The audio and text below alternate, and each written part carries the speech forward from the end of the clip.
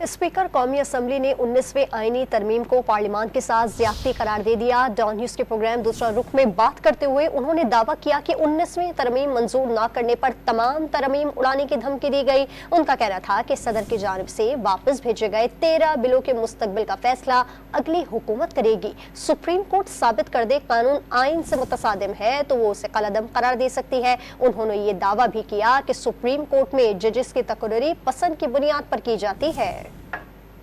वहां तो जज अपॉइंटमेंट जो है वो पार्लियामान करती है, वो जवाब दिया पार्लियामान के आगे।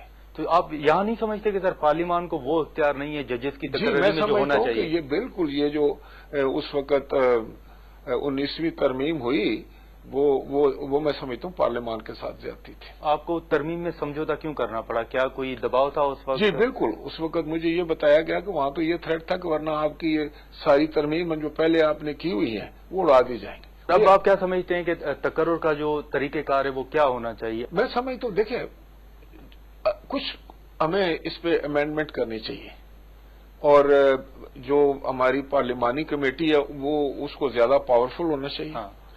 और उसको बाकायदा हमने ये शुरू किया था कि न्यूली अपॉइंटेड जजेस के इंटरव्यू लेने, ये करना, ये सब कुछ उनको देखना, उनका रिकॉर्ड देखना उनको। लेकिन मैं समझता हूँ कि उनको ज्यादा इख्तियार होना चाहिए कि वो रोक सकें किसी को और वो उसको दोबारा रिकंसिडर के लिए कह सकें।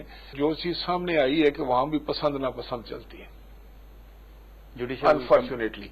बस वो कोई ना कोई चैम्बर जो है वो हो जाता है, फेवरेट हो जाता है, उसी चैम्बर से आने शुरू हो जाते हैं बंदे। बिल्कुल।